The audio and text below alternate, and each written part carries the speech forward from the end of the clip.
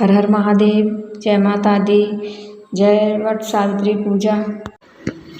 नमस्कार दोस्तों, आज हम आपको वट सावित्री व्रत पर सुनी जाने वाली सत्यवान और सावित्री की कथा सुनाने जा रहे हैं। एक समय की बात है, एक अधिपति के नाम के राजा थे। उनकी कोई संतान नहीं थी। राजा ने संतान प्राप्ति के लिए अनेकों यज्ञ किया, जिसके फलस्वरूप उन्हें एक तेजस्वी कन्या की प्राप्ति हुई। राजा ने कन्या का नाम सावित्री रखा। समय बीतता गया और सावित्री विवाह योग्य हो गई। एक दिन राजा ने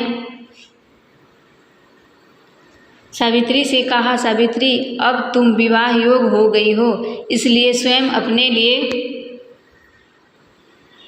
वर योग्य खोज करो। पिता की बात मानकर सावित्री मंत्रियों के साथ यात्रा पर निकल गई। उनके प्रश्नों के आश्रम में दोस्तों और जंगलों में घूमने के बाद वह राजमहल लौट आई। योगवश उस समय उसके पिता के साथ देवर्षि नारद भी थे।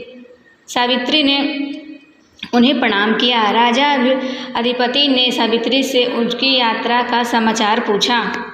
सावित्री बोली, पिताजी तपोवन में अपने माता पिता के साथ निवास कर रहे थे। सत्यवान मेरे लिए योग है। मैंने उनसे उन्हें अपना पति चुना है। सावित्री की बात सुनकर देवर्षि नारद चौंक उठे और बोले, राजन, सावित्री ने तो बहुत बड़ी भूल कर दी है। यह सुनकर प्रति चिंतित हो गए और बोले, हे देवर्षि सत्यवान, मैं ऐसा कौन सा अवगुण है? इस पर नारद जी ने कहा, राजन, सत्यवान के पिता शत्रुओं के द्वारा राज्य के वंचित से किए गए वह वन में तपस्वी जीवन व्यतीत कर रहे हैं और अपनी दृष्टि खो चुके हैं। हे राजन, सबसे बड़ी कमी यह है कि सत्यवान कलयुग में 12 वर्ष की आयु में ही अब उसके पास केवल 1 वर्ष आयु शेष रह गई है। नारद जी की बात सुनकर असली पति ने सावित्री को समझाया कि वह दूसरे उत्तम गुणों वाले पुरुषों को अपने पति के रूप में चुन ले। सावित्री बोली, पिताजी, नारी अपने जीवन में केवल एक ही बार पति का वरण करती है। हे अब चाहे जो भी कुछ हो, किसी दूसरे को अपने पति के रूप में स्वीकार नहीं कर सकती। पुत्र की हर के आगे पिता विवश हो गए और सावित्री की सत्यवान के साथ पूरे विधि विधान से विवाह करा दिया गया। वह पश्चात किसी विधि विधान से शादी हो गई कि सावित्री ने अपने पति और सास ससुर के साथ वन में रहने लगी। जैसे जैसे समय बीतता जा रहा था, सावित्री ने मन में भय बढ़ता जा रहा था। नारद जी के कहे अनुसार जब उसके पति की आयु मात्र 4 दिन बची, तब सावित्री के 3 दिन पहले से ही व्रत रखना प्रारंभ कर दिया। अतः वह दिन भी आ चुका। सत्यवान की मृत्यु निश्चित थी। चौथे दिन जब हुआ तब सत्यवान लकड़ियाँ लेने वन को जाने लगा। सावित्री बोली, हे नाथ, मैं भी आपके साथ वन को चलूँगी। सत्यवान को मना करने पर भी वह सास ससुर की आज्ञा लेकर अपने पति के साथ वन को चली गई। मन में सत्यवान ने जैसे ही पेड़ से लकड़ी काटना शुरू करा, उसके सर में अजीर्ण पीड़ा होने लगी और वह पेड़ से उतर गया। सावित्री समझ गई कि उसके पति का अंत समय निकट है। अतः उसने अपने पति के सिर पर अपनी गोद में रख लिया। लेटने और सत्यवान अचेत हो गई। सावित्री चुपचाप आंसू बहाती ईश्वर से प्रार्थना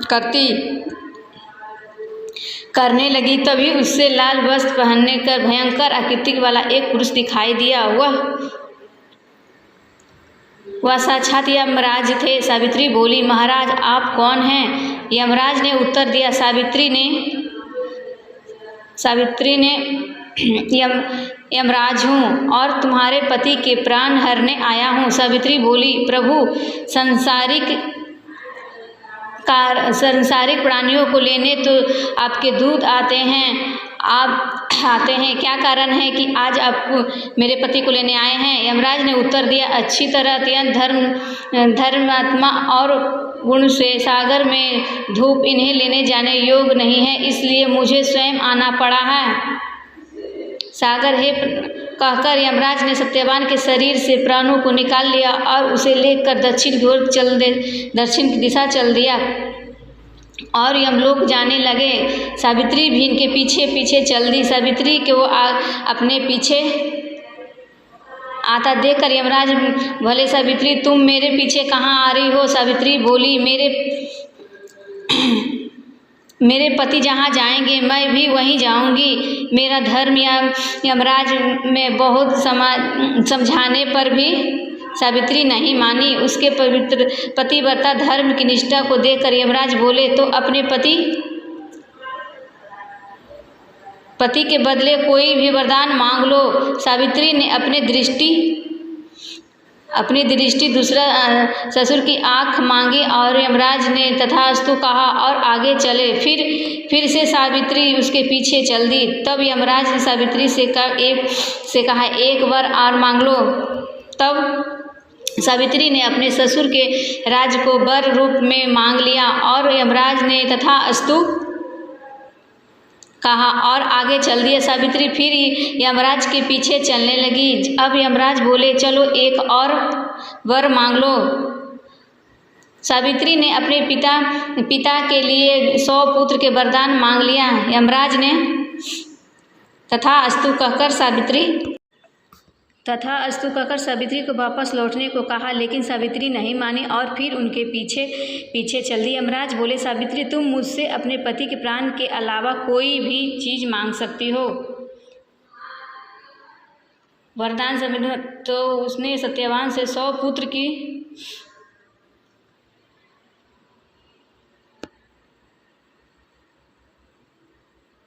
इस बार भी यमराज तथास्तु कहकर आगे बढ़ने लगा, परंतु सावित्री के पीछे चलते देखकर वंचित किया। अब तुम लौट जाओ।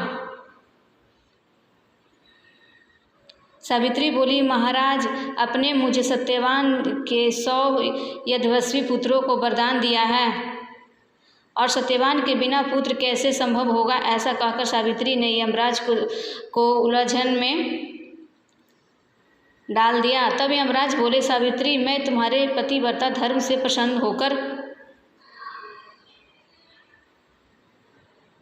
सत्यवान के प्राण छोड़ रहा हूँ और साथ साथ तुम्हें आशीर्वाद देता हूँ कि तुम्हारी यह कहानी युगों युगों तक सुनाई जाएगी। यह कहकर यमराज ने सत्यवान के प्राण तोड़ दिए और यमलोक को लौट गए। तब सत्यवान और सावित्री अपनी कुटिया में पहुँचे। वहाँ उनके माता पिता की आंखों से दृष्टि लौट आई। उन्हें अपना खोया हुआ राज्य उन्हें मिल गया। तथा दोस्तों, यह भी वट सावित्री की व्रत कथा, यह व्रत करने और कथा सुनने से वैवाहिक जीवन अच्छे होते हैं। ये व्रत अपने पति के लिए किया जाता है।